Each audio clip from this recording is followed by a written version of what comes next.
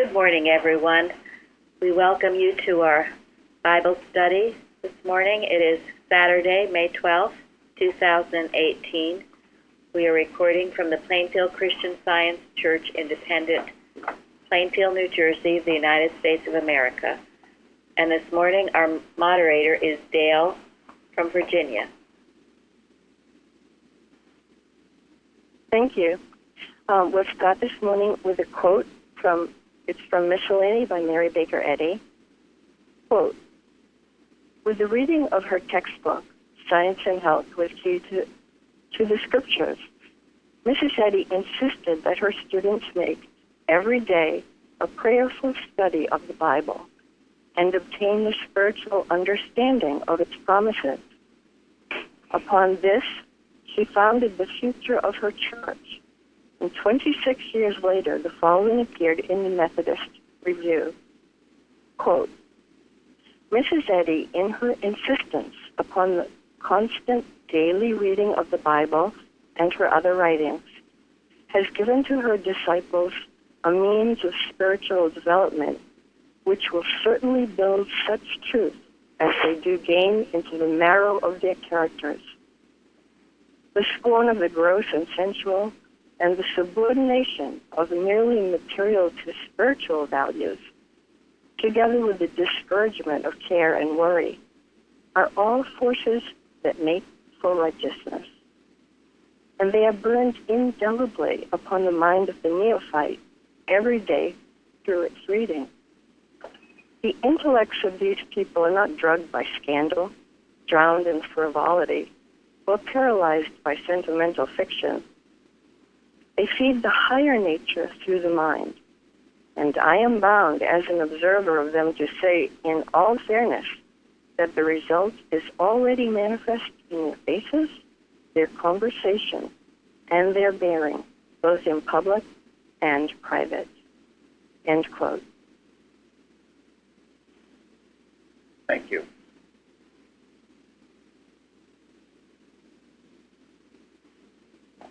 Wonderful. It goes along with what we did our watch on Thursday night, protecting the Bible so that it doesn't become a banned book again. It's also what you all are instructed to do here, and you can all ask yourself if you do just what was mentioned here.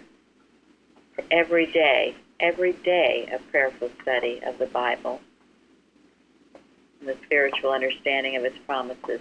And then also of Mrs. Eddy's work.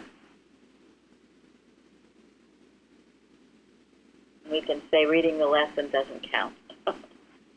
It's a good start. It's a good start, but it should be more than that. Unless it leads you to more reading. Yes.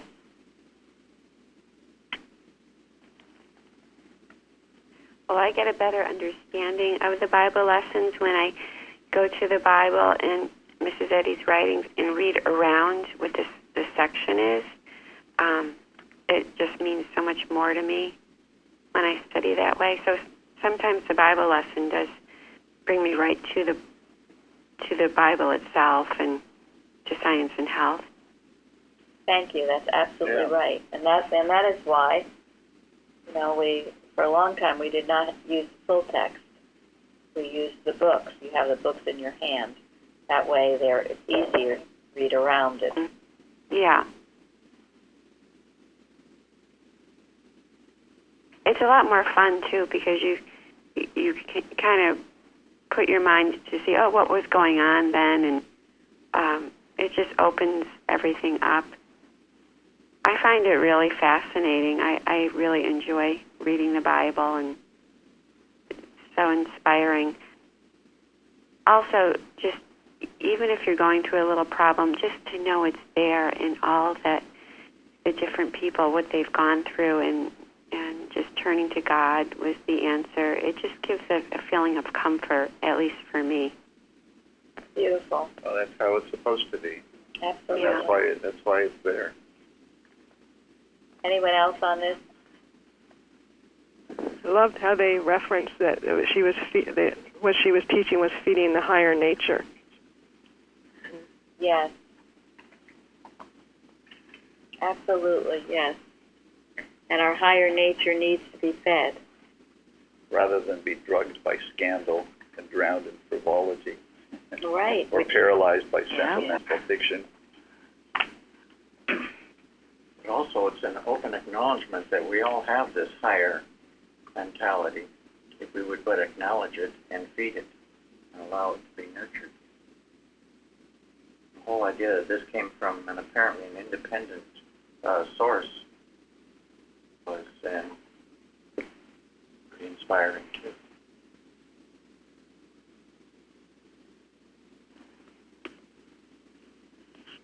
Dale, do you have anything to add?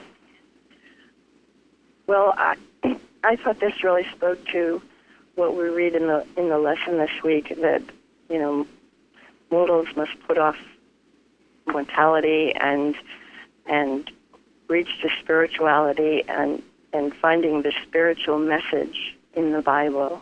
And this is what uplifts us and all mankind. And it's not just reading the words or abiding by the moral law, but seeing the spiritual interpretation and seeing God in everything.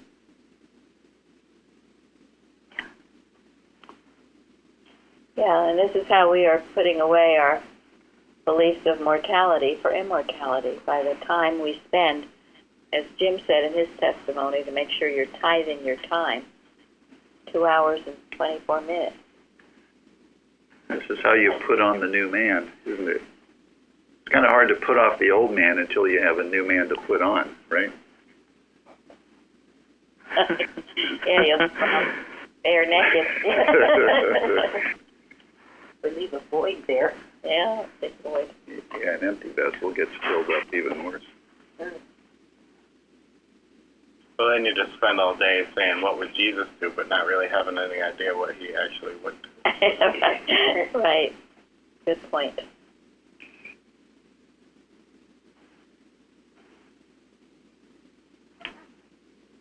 Okay.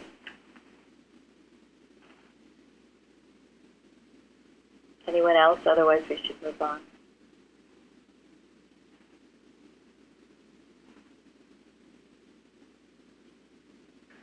Hello? Hello? Dale, are you there? So, yes. Okay, so the first question, this whole idea of spirituality, this is why I came upon finding out who Nicodemus was and what the Pharisees believed. So the first question is, who was Nicodemus? Well, he was a Pharisee. He was a big, in the first bit of the story in the Bible, it says he was ruler of the Jews. And then he was also a member of the Hedron, which was a ruling body of the Jews. I believe that was in Jerusalem. And then later, somewhere I was in the process of looking through, when he brought the spices to the cross, that said that he was a rich man because evidently they were pretty expensive, and he brought a good quantity with him. There wasn't much. There wasn't a lot of detail on this man as far as who, a biography kind of a thing. At the very beginning, when he came, he said, "We know that thou art a teacher come from God, for no man can do these miracles that thou doest except God be with him." So he was aware of that. Yeah, thank you. That's a good point. Yeah.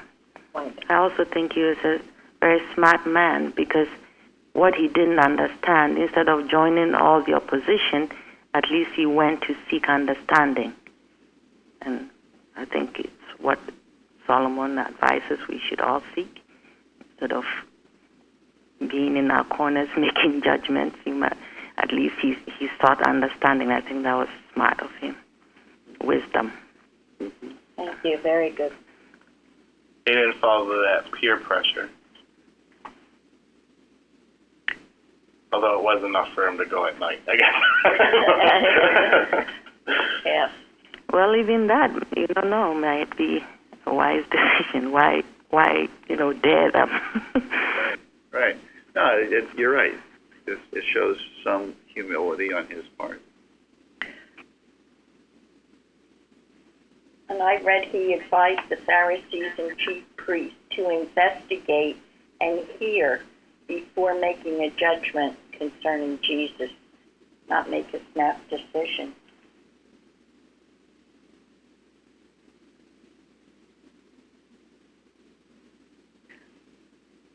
I thought that when he first went to talk to Jesus, Jesus actually spoke to him for a while, and in a manner rebuked him for not knowing some of these things. But he was humble, and he was really truly seeking after what the truth was.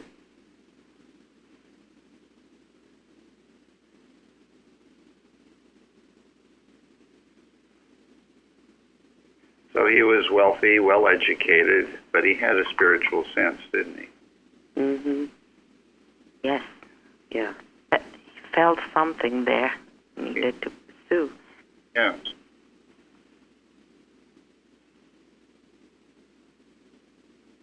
You know, when people heard about our church at first, especially when we became independent and were going through the trial, they would hear terrible things about us, and take it from Boston. Yeah, from the BOD. From the BOD, well, we were renegades, and many people just took it at face value. We always invited people to come and visit us, but not very many did, and we were grateful for those who did. But they would just take it at face value. They didn't come seeking and interested in trying to get the answers, as Florence said, that Nicodemus did, which is a great trait and quality, because isn't this how prejudice gets started, and false rumors and all kinds of things, because people don't bother to take the time to find out for themselves. They just believe hearsay. It's the lazy human mind. Somebody tells them something, they just go along with it because it's the easiest thing to do at the moment, instead of questioning and thinking. And, of course, obviously going to God, what do you say? And following Jesus' command to not judge. You know, there's quite a bit there. Like, use your spiritual sense. You do have a higher nature. And if this issue comes before you, there is a higher nature that can tell you the truth about it.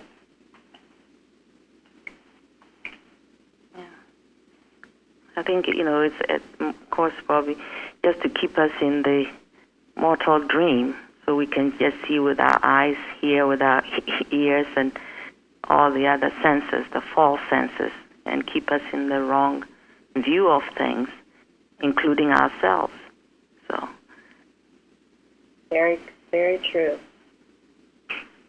So Nicodemus, he had something very good and pure about him, to be seeking Jesus and wanting to find the answers, and realizing, as Fairley read, that he had done these wonderful healings, and knowing there had to be something more. He just wasn't going to accept it at face value, even though that's what all his teaching had been about. And most of the Pharisees were in opposition to Jesus. They're the ones Jesus was constantly having to correct and rebuke. So it did take courage of him to do this. And some people even said in the commentaries that maybe he became a secret disciple of Jesus. He certainly changed around, as we'll find out in the next question. I think he must have. Okay, sorry. He must have become that secret disciple, because at the end, when he helps Joseph of Arimathea, who was also a secret disciple, as described. Yes. So. Yes. Yeah, I was just going to say, if he wasn't against them, then he must have been for him. So. Right. One or the other. So he was one of the early Christians. I thought it was really interesting. I read it from a preacher who was preaching on this section about Nicodemus. And as you were just mentioned, that Jesus saw something in him and knew. Of course, he knew everything. But he challenged him. Here this Nicodemus is coming to him, complimenting him in a sense, and Jesus challenges him right away.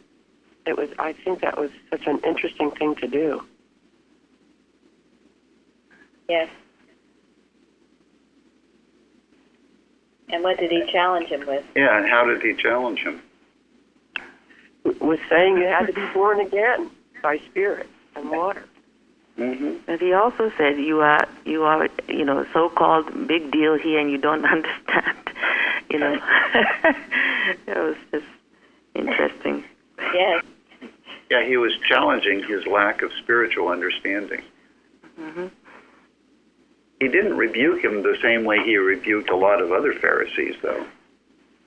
There were a lot of other Pharisees that he called pretty rotten names, right? Called them liars, hypocrites. I mean, there were some Pharisees that he had no patience for. Right.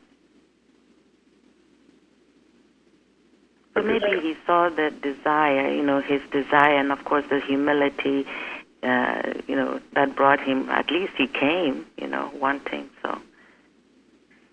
Yeah, I thought of his challenging Nicodemus in the form of trying to help him, teach him. Yeah. Come on, guy. Open your thoughts. Open your thoughts. Come on. Get with it here. Yeah, I really felt for him in that, because I know there's times I talk to my practitioner, or even just time during these classes, that I don't really know what is being said, and I know, okay, I'm just going to have to pray on this and know it will come eventually, but at least he didn't fight back about it. Right? With foolishness. So. I thought it was really neat because he was a member of the Sanhedrin, this ruling body, and obviously that ruling body was offended by Jesus. Not that he ever did anything to them, but what he did challenged their position as being the rulers.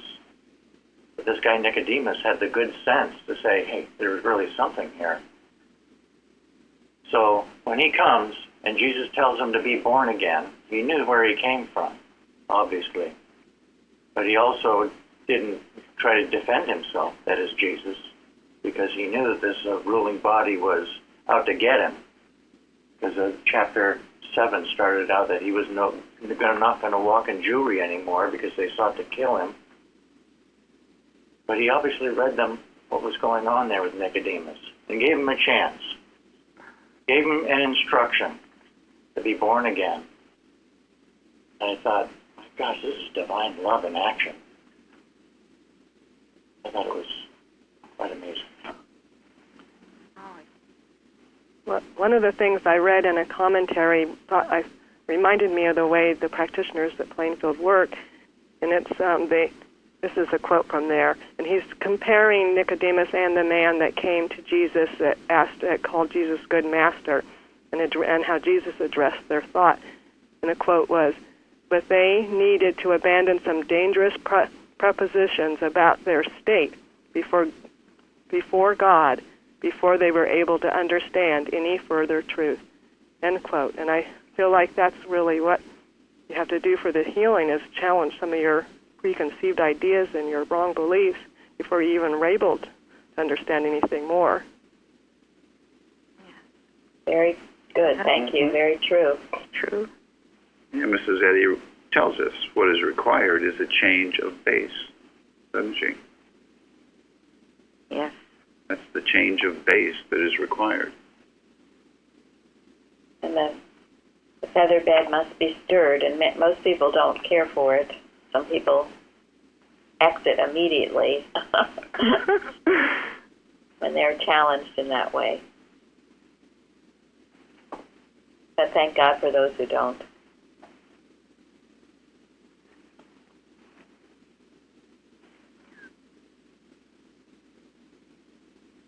So what what new birth was Jesus speaking of?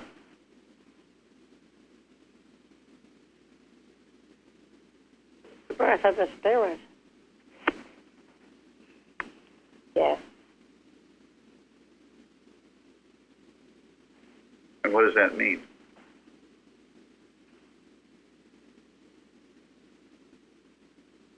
To see oneself as the image of infinite good, as the new birth in Miscellaneous talks about.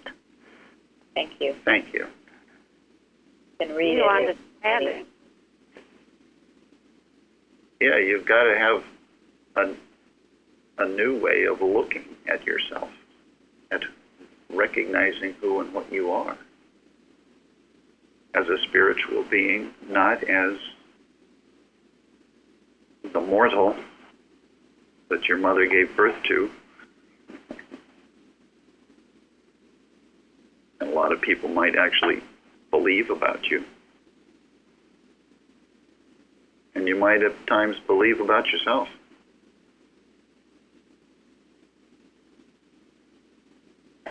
You know, with Mother's Day tomorrow, everyone has to stay alert because that is one of the most aggressive beliefs. Mrs. Evans used to say it was the worst of all the holidays because it is, most people are believing you're born into matter and you're going to die out of it. And you just need to be alert to that. If you get strange suggestions or other things that come. Because in science, we're radical. We know that God is our father and mother. We're all brothers and sisters in Christ. And end of story. You know, I think it's good to remember that it's not really a holiday. It isn't. It's a celebration that's made up by mortal mind. By the card industry. By the And flowers and candy. The cards and the flower and the candy industries. I think it's also one of the, Mrs. Evans is right, because it's one of the relationships that often you hear people have had bad past histories with. And it's good to be aware not to get drawn into the past histories of these inharmonious relationships. Thank you very much. Yeah, or even if they appear to be harmonious, it's one of the strongest mortal beliefs. Yeah, exactly. And it does need to be overcome. You know, whether you've got bad memories or good memories about it. Or a combination thereof.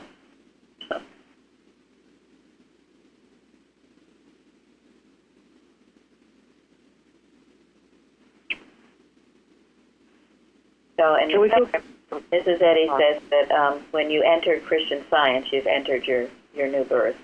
It should be, anyway. So, and it is, as Gary said earlier, the change of base from a material perspective, a material human sense of things, to the divine, the spiritual. Changes everything. And it's, as the article, The New Birth, says, it's not overnight. It's what? Eternal. Moment by moment. Yes. Moments of Self-surrender. abnegation. Yes, self-surrender. Consecration. I like to think of it. Heaven-born hope. I think beautiful. Heaven-born hope. Yes. I like to think of it as a journey,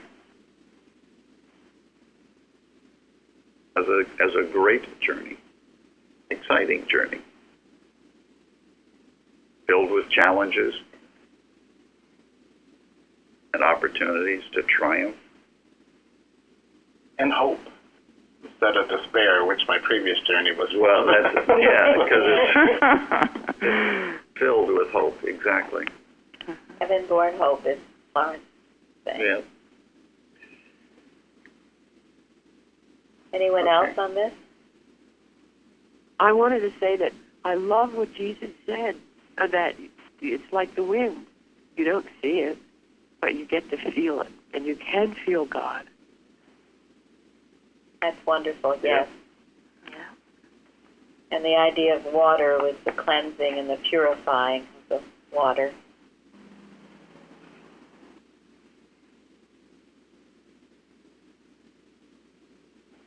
I also felt like Jesus was breaking through those material false beliefs for him, and it was making me think of the daily watch where we peck through our shells, and it takes 10,000 pecks. But when you get it, when you start to see the truth, who we are spiritually, it does make you want to do more pecking, So it just made me think of that. He saw a light in Nicodemus and wanted to encourage that. Mm-hmm. And, yeah. Yeah, he was always teaching, wasn't he? Wonderful. The way he never lost an opportunity to teach.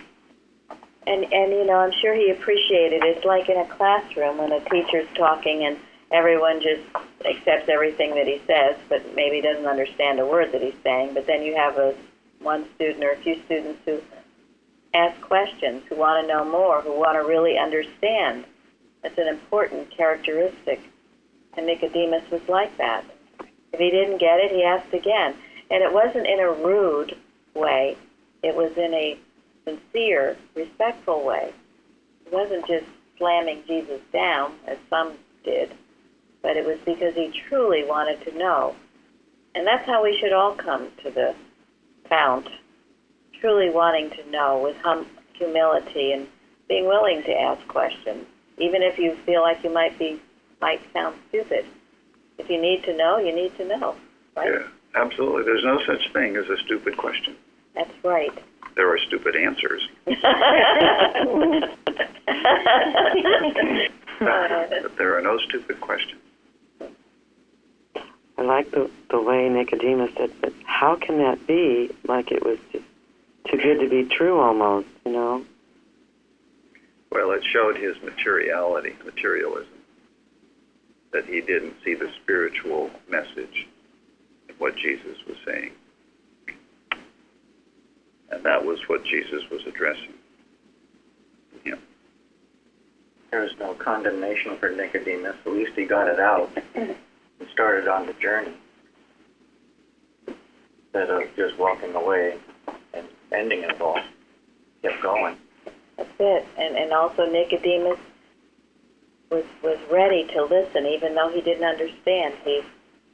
He knew that Jesus could heal, so therefore he knew there was something about this man that was different.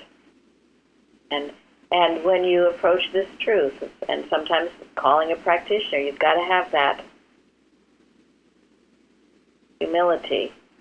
If you think you know it all and you're trying to tell everybody everything, it doesn't work. I've seen people who have come here that, I don't know, they think they have to lecture to us.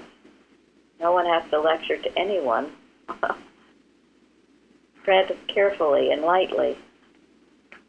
Or at least they've maybe taken other courses and then come in to challenge what we have with that. Instead of, okay, I don't know anything about what you have. Can I understand? Can you help me understand? That's different. It is very different. If there's a real desire and you're humble and respectful about it, that's great. But when people come and say, I've got things you've got to know, I'm going to tell you a thing or two, that is not great. And some people do it ignorantly. Some people do it maliciously. Some people do it. But everybody, condescendingly, I think. Yes. but everybody who does do it does it full of pride. Yes, exactly. There you go. Full of pride. Yes, full of pride. And they're not even aware of the pride that they are. That is binding them. Yes. It's like playing God. Who's going to step into that position to play God, to be the one who's going to manipulate and control everything? He's got it all in control.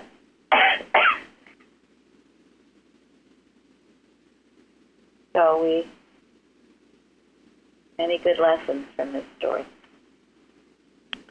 One thing I loved, I read this morning actually, the man wrote as he was writing about Nicodemus that he wanted to come with the attitude of, yes, Lord, flood my soul with this indwelling Spirit and the Holy Ghost. I just thought that was really beautiful, yes. Yeah. Yeah, despite being a master of Israel, he never lost that feeling of being a student.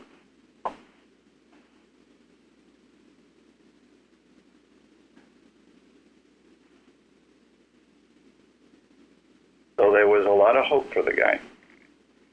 And Jesus recognized that. So Dale, do you have something you want to say? Well, this is all wonderful information. I was struck by one of the commentators said that Nicodemus was Jerusalem's most outstanding Bible teacher.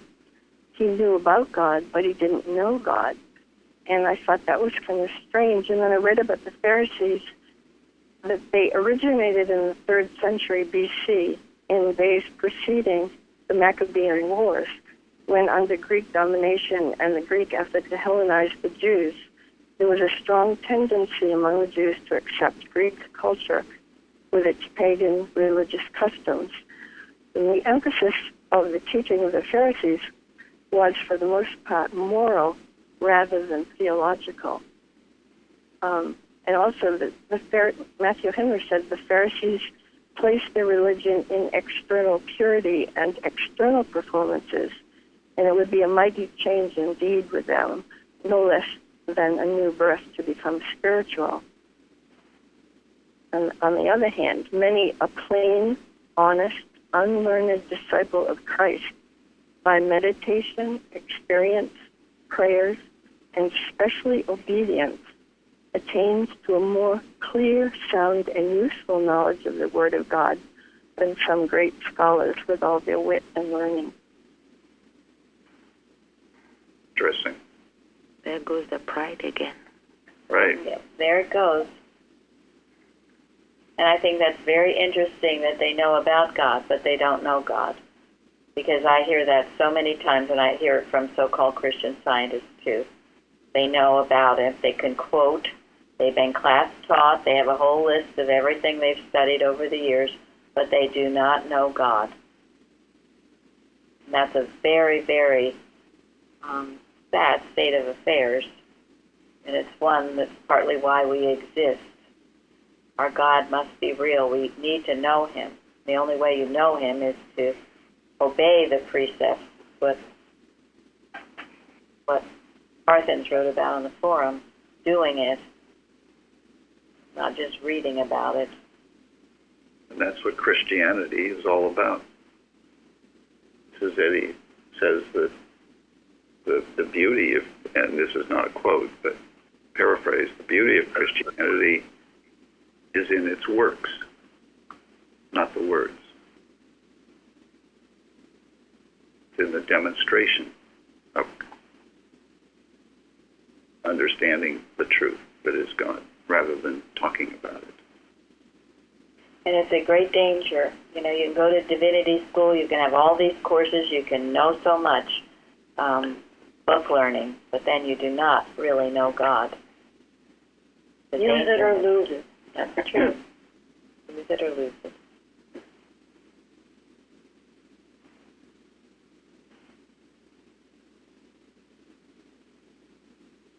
Well, that's a lot on just one question, isn't it? Tom, you want to say anything, Tom?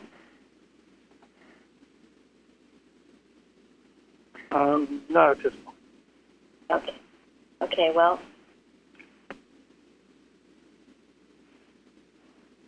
should move on then. Okay. Well, I think we've covered some of this already, but question number 2 is, why did he come by night to Jesus? So the other Jews wouldn't see him, and then he might lose his status. Embarrassment. So I think it probably was the best time to have a one-on-one with Jesus as opposed to during the day when he was spending all day healing and talking to the multitudes and everything. I liked what one person said about he was using discretion in this meeting as well to find out rather than making it an obvious thing. Sometimes we have to go by degrees to start somewhere. He at least started somewhere, even if he was afraid of somebody finding out he went to talk to Jesus. Yeah, I read this and this commentary. I'm not sure where I found this, but this is saying a whole lot more to his honor in the Word of God than the majority of the other Pharisees and religious leaders. So he had that spiritual sense in him. He wanted to know more. Even though he came at night, he was drawn to the Christ. And as someone else said earlier, at least he came.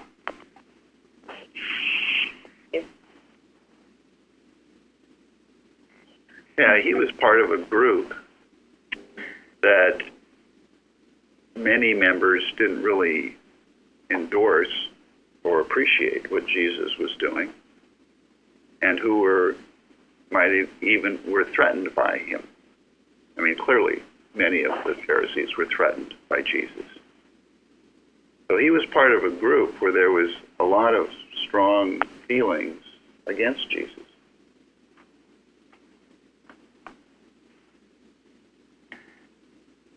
So if he didn't share those feelings, he had to be discreet.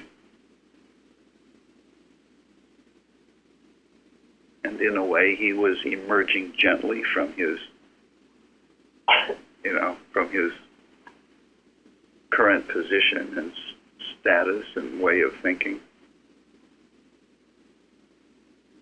to wanting to know something better and recognizing in Jesus that there was something. He probably couldn't approach him in the daylight.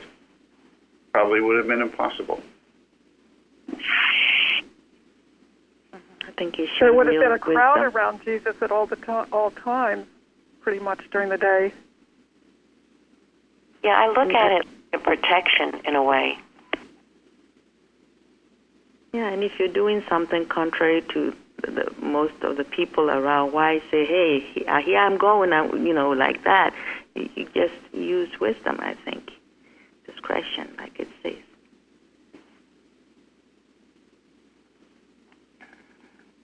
Yeah, it's important always to be wise and use discretion. I have wondered at times, though, there are those who come to our church and they seem absolutely paranoid if the organization finds out that they're attending our church. They don't want to testify. They don't want to give their name out. So don't be a scaredy cat either. Discretion's important, but I can remember when I worked in the reading room years ago when we were going through the trial. People would call and they would want to remain anonymous. And Mrs. Evans told me I was never to take an anonymous call. If they can't say who they are, then forget about it. Because that's how she was.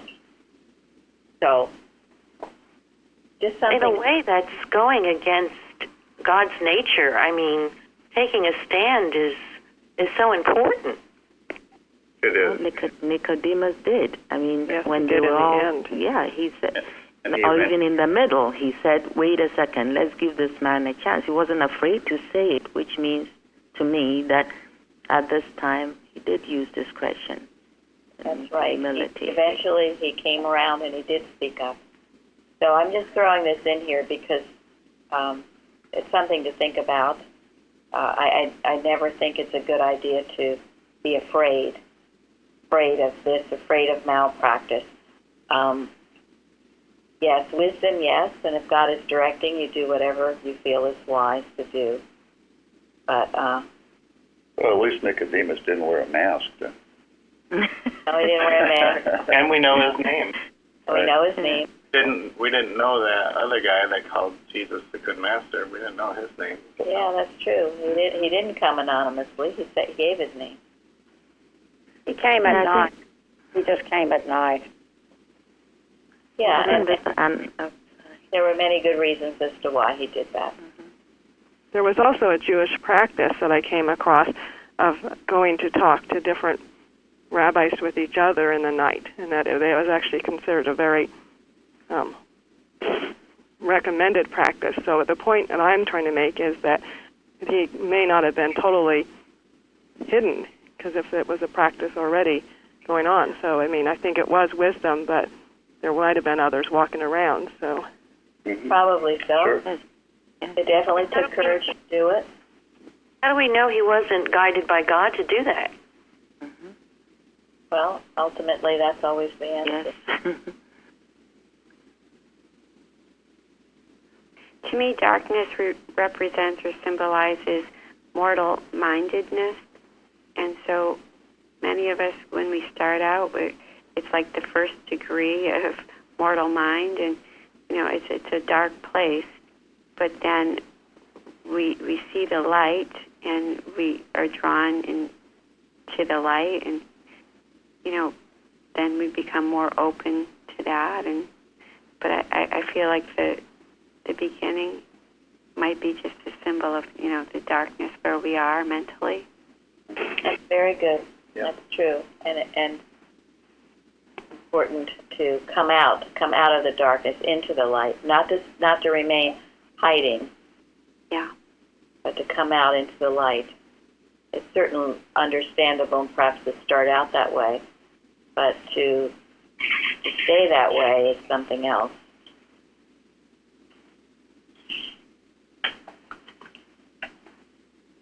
Okay.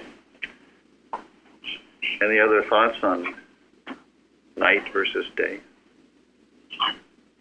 Well, in the Jewish law, didn't they have the daytime to do all of their labors and so forth, and then at night would have been a time when that was all done and they could get talk quietly to one another.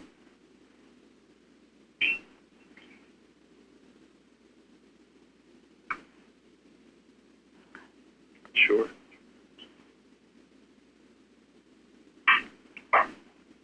Dale, did you have any other thoughts on that? Well, it said that Nicodemus did the good that he could. There were so many corrupts, so he couldn't do all that he would, because many of the Pharisees were just self-righteous and covetous. But I felt that he took this opportunity after they had witnessed Jesus' miracles, his healings, and after he had cleansed the temple. Nicodemus took this opportunity to reach out to him while he was there preaching, because he was going to move on.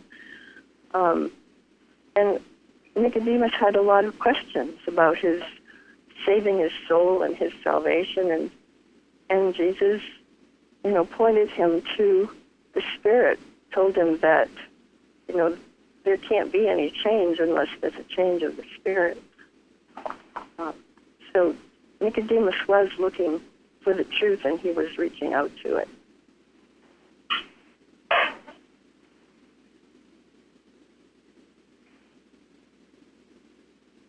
Are we ready to go to the next? Anyone else?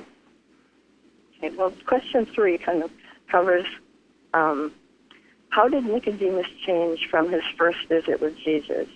And that is what we read actually in the lesson this week, John 3, verses 1 through 12. And then, I don't know if we want to take each one at a time, or then the next is John 7, verses 50 and 51. And finally, John 19, verse 39. See how Nicodemus, his attitude or his behavior, what we see in him, how it changed. Bruce, you want to read the first one? Okay? The context of this is the Pharisees are asking, why didn't you bring this guy in? And because they wanted to charge him. But Nicodemus says, Nicodemus saith unto them, that he that came to Jesus by night, being one of them, doth our law judge any man before it hear him, and know what he doeth? That was great. He stood up for the Christ. That was great. That showed the trueness of his heart. He could have just said nothing, but spoke up. And at the Feast of the Tabernacles, many people were debating about, some people said this is the Christ. And then someone else says, shall Christ come out of Galilee?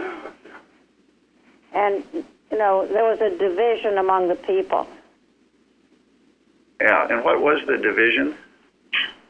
Well, some wanted to believe in him and others absolutely did not. But there was sort of a debate about it. Right, and the debate was between spiritual sense and material sense. Yes. Yes. Right. There were some who had the spiritual sense to appreciate what Jesus was saying and doing. And then there were those who were so materialistic that they didn't get it and didn't really want to get it. And a lot of the Pharisees were in the latter group. And Nicodemus happened to be in the former group, and he stood up for it within his own group. That took a lot of courage. I think it's a beautiful thing here because I liken it to when I used to hesitate to even say I'm a Christian Scientist because I was so unsure of myself, of what it meant, my own understanding, that I wouldn't even say I was a Christian Scientist. But when you gain more understanding and conviction of what it does and what Mrs. Eddy has given the world, then I was able to say, what religion are you? And then I could say, I'm a Christian Scientist. Mm-hmm. Yes, and I know, people have told me more recently when they didn't want to say they were Christian Scientists until they found our website, and then they had some place that they could point them to. And that's wonderful. Certainly felt to a large degree the same way.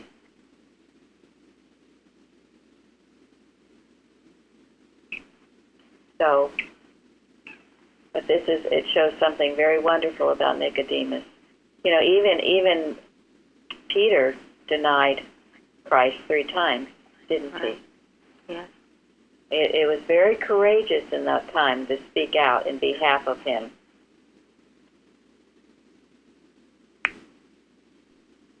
And he even pointed out that they were disobeying their own rules.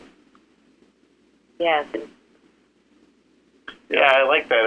It was more along the lines of the way Jesus would answer a question, not specifically answering their question, but answering what they needed to know. I guess. So. Answering it with another question, turning the tables on them. I didn't know this, but there is a non-canonical Acts of Pilate from the 4th century work, and it's known as the Gospel of Nicodemus. And when he was there, apparently, according to this, when Pilate was questioning him, and Nicodemus stood up for him then.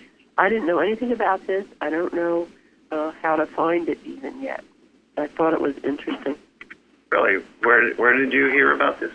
The who's who of the Bible. I have the book right here. And so is there actually if that's what they say, I don't know. I was fascinated by it, but I haven't had a chance about this book. Let's see. Who's through the Bible? Well, I can get all the names because I never heard of the. That's quite credible because if he was a secret disciple like John, Joseph of Arimathea, and maybe some others, maybe they followed him throughout.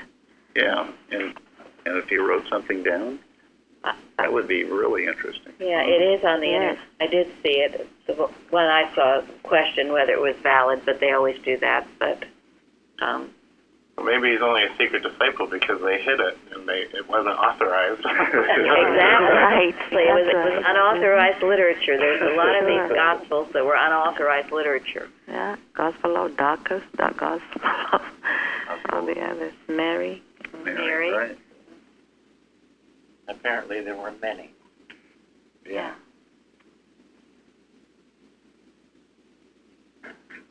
Okay. This says something about the power of God that was with Jesus, because apparently the ruling body sent out some people to get him and bring him in. And when they couldn't, the officers asked, "Why didn't you bring him in?" And they said, "Never man spake like this man." And apparently, because of that, they couldn't. That's great. Yes, beautiful. Then the Pharisees said, "Are ye also deceived?" Yes. Who were the deceived ones? Yeah. They were Well, isn't that how mortal mind works? At its very worst. Who's deceiving whom?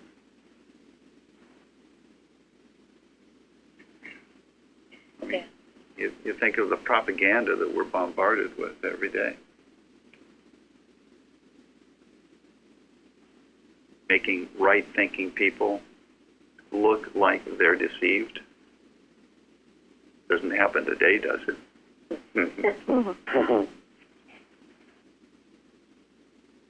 And there's no arguing, because those are quite entrenched in what they believe, what they think they see and know. So you can't argue it. You just have to Prove them wrong eventually. Yep. I'll pray that we all see correctly. Yes. Exactly. Be thou my vision, O Lord of my heart.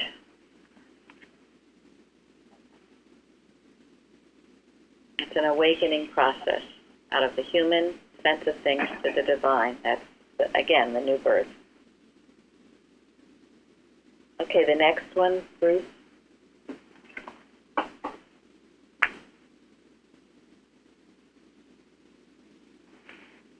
And, well, this is after the crucifixion. And it says, "And there came also Nicodemus, which at the first came to Jesus by night, and brought a mixture of myrrh and aloes, about 100 pound weight."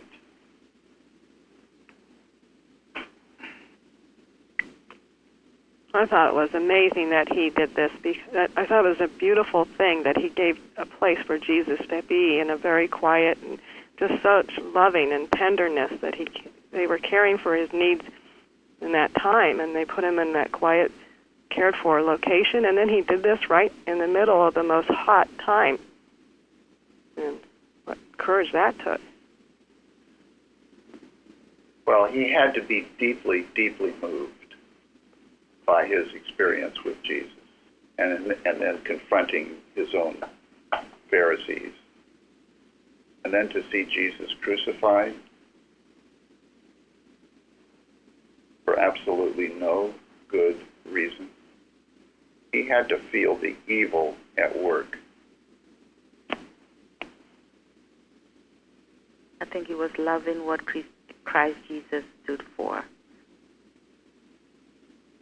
Absolutely.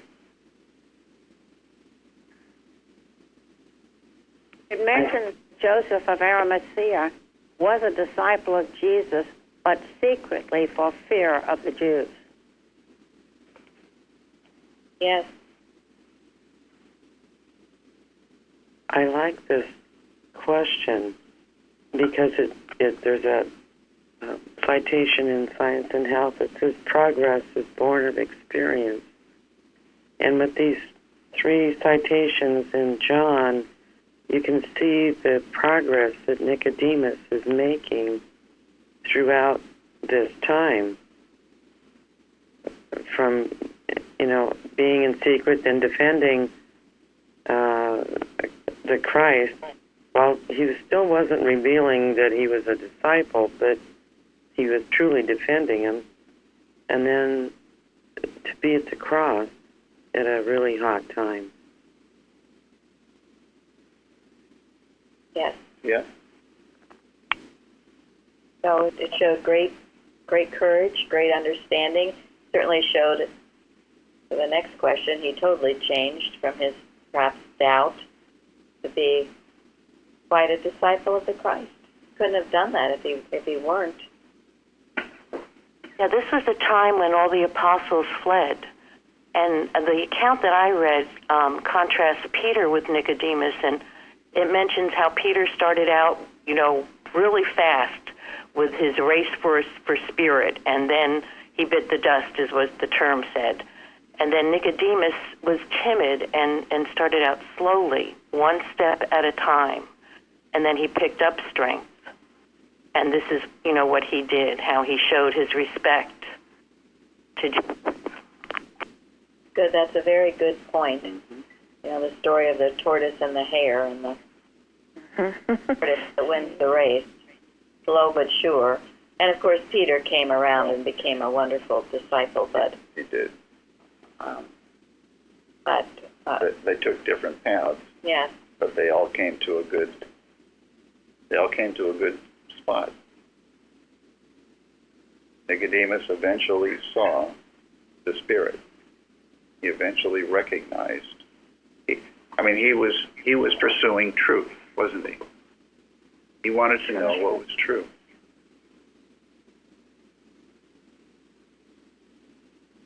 And he obviously found it to a very large extent.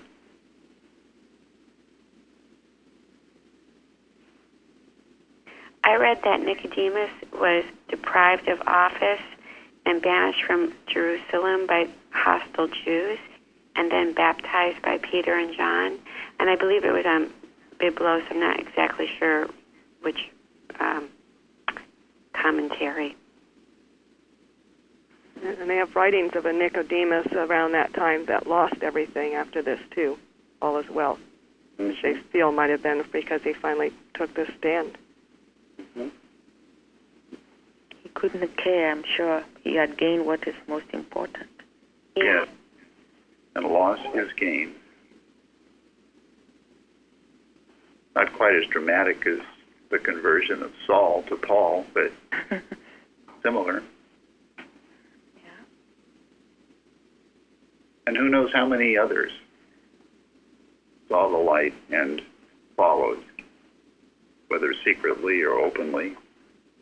It was tough to follow openly because you were going to get hunted down and killed.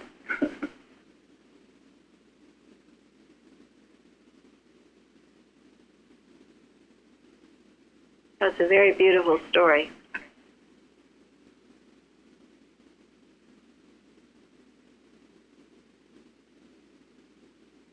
Well, I thank everyone for all the input. I had read that about the myrrh and aloes, 100 Roman pounds, an excessive amount that Nicodemus brought for a royal burial. And I read in one commentary, we enter the kingdom by recognizing who Jesus is, the Son of God, and look to him in faith. The master evangelist, Jesus, had done his work. He had brought a Bible teacher into the kingdom of God. Wow, that's beautiful. Very good. Yes. Put that on the forum. Very That's a good closing. Thank you, Dale. Thank you. Dale. Thank you very much. Dale. Thank you. Thank you. Thank you, Dale.